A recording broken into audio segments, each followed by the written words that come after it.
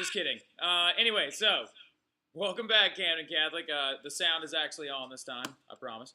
So we're gonna pick up where we left off in class today. Talking about the Punic Wars, right? Talking about the Punic Wars between Rome and Carthage. Somebody tell me again, real fast, why did Rome fight Carthage? Good job, Underwood. Because they were so geographically close to each other, right?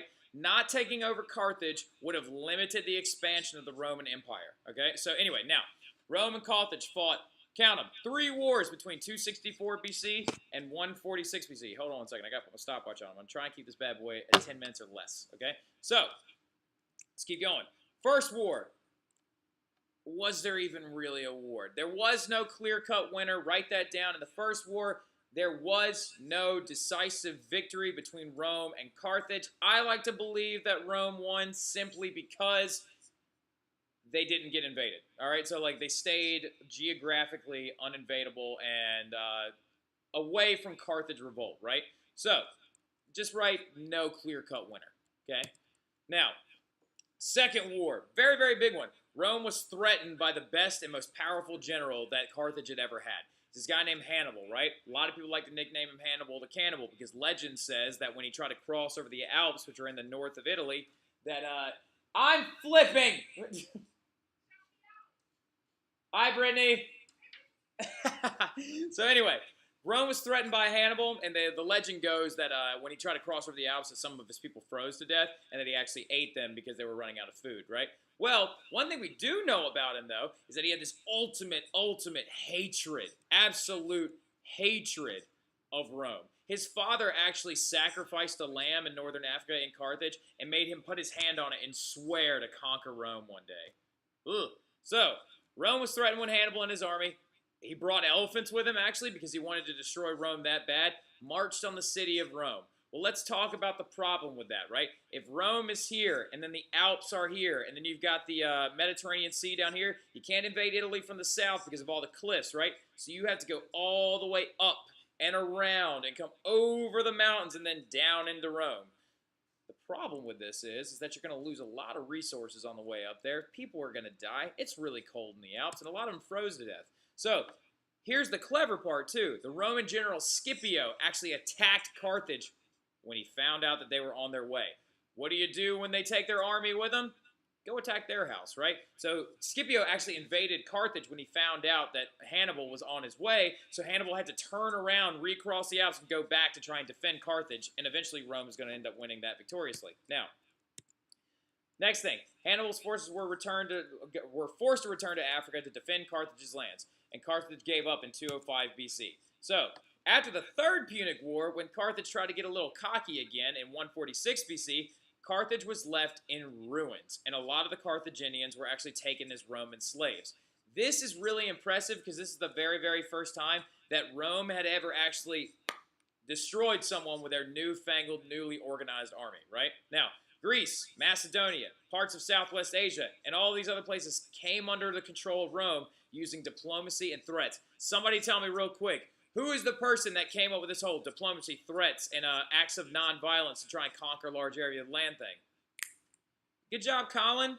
That's exactly right. Philip II, Alexander's father, did the exact same thing when he took over different large chunks of Greece, right? So Rome literally went from this little baby city-state started by the Latins and grew into this gigantic empire very, very quickly using their newly well-organized army, right? So this is actually supposed to be one of the battles in Carthage between Hannibal, his war elephants, and the Romans as well, right? Always fight the driver first. Now, anyway, the Roman Republic was divided into, I know you can't see it right there, but the Roman Republic was divided into provinces, and a governor was appointed to rule each of them, right? One of the most famous governors of one of these provinces was actually Julius Caesar. We're going to talk about him in a second. He was the ruler of the province of Gaul after they actually, so remember who we talked about, the Gauls today in class? Now they sacked Rome for the first time. Well, Rome had a little bit of a chip on their shoulder, and they actually went back and conquered Gaul, and then Julius Caesar became one of the leaders of that area, right? Now, the people of these new provinces had to pay taxes to stay inside of the empire and to stay protected, and then Rome, some of them were actually taken into slavery.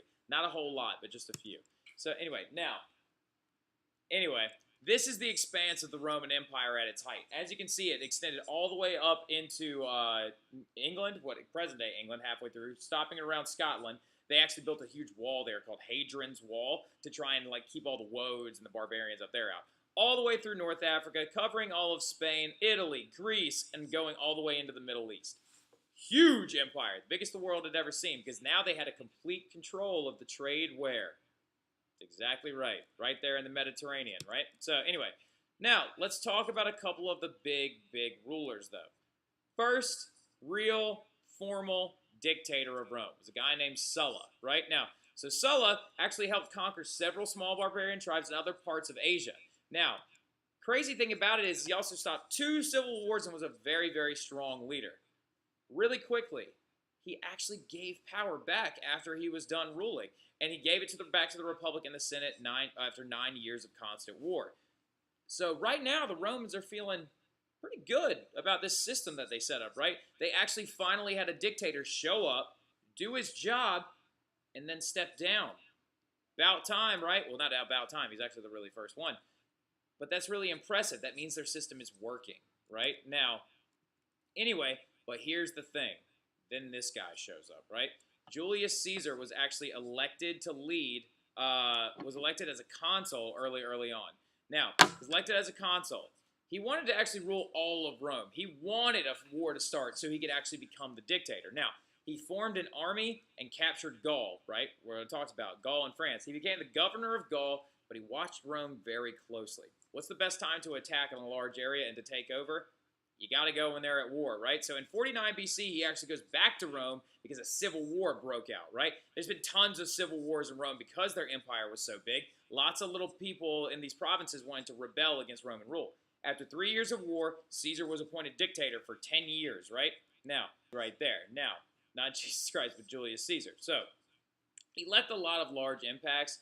I'll tell you a lot of really cool fun facts about him later on. And remember, word on the street is that he was actually dating Cleopatra on the side, not his general Mark Antony, right? Here's the really cool part about him, though. To stay in power and to stay viable, he created the very first, not military alliance like the what league over in Athens?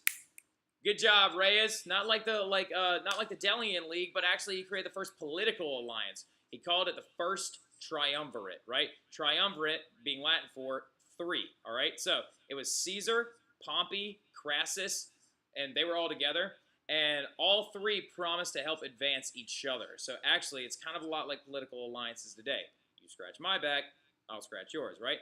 However, the alliance is going to crumble when people like Pompey and Crassus actually start trying to tell Caesar how to rule this new empire, right?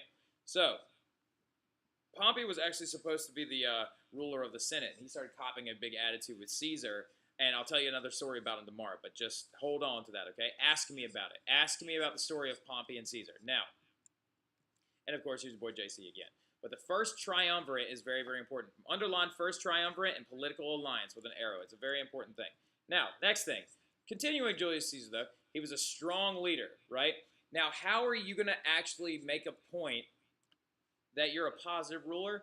You got to improve the lives of the people that are working underneath you. He actually made laws to help the poor, created new jobs, and gave citizenship to more people. Now, this is really important because he's taken a lot of cues from your boy Pericles over in Athens, right? If you improve the lives of the poor, then your morale goes up, people's approval ratings go up, and if everyone loves their ruler, then they have no reason to overthrow them, right? Now, in 44 BC, Caesar was actually appointed dictator for life. For life. The people voted on it. They were like, we want him as dictator forever. And the Roman Republic would then turn into a dictatorship, and the senators feared that he was going to make himself an emperor. Some of you are like, wait a minute, wasn't Julius Caesar an emperor? He never was. He was actually supremely a dictator the entire time. Caesar was actually stabbed to death in the Senate, on the way to the Senate on March 15th. It's called the Ides of March, right? Now, anyway, and another civil war is going to break out because of this. A bunch of his best friends. Caesar was going with 17 of his best friends that were all senators, and his best friend, Brutus. And where do you think Brutus stabbed him? In the back, right? What do we call backstabbers these days? It's people that betray our trust, right? That's where the term comes from, because he was actually stabbed in the back. Stabbed in the back in front of everyone at the Senate. So, the Roman Empire is going to grow, and then Caesar's grandnephew, Octavian, is going to become dictator in 27 BC. He changed his name to Augustus, meaning respected one, right? It's also why we call August, right? August is actually a month named for Augustus Caesar. So, and he ushered in this thing, the Pax Romana. 200 years of Roman peace, right? Now, under the Pax Romana, Augustus was the very first true emperor of Rome. We're going to talk a lot about him tomorrow and about the 5 great emperors, right? We're going to talk about Augustus and the other 5 great emperors. We're also going to talk about some garbage emperors that were actually complete jerks, right? So, to prove to me that you read this and you did your flip last night, I'm not going to put a warm-up up there tomorrow, okay? So if you know that you did this flip last night, what I want you to do is right after the bell rings, take your warm-up notebook, reach it over your desk, and just drop it. Prove to me that you were actually listening, right? I'll see y'all tomorrow, Camden Catholic. Have a good evening.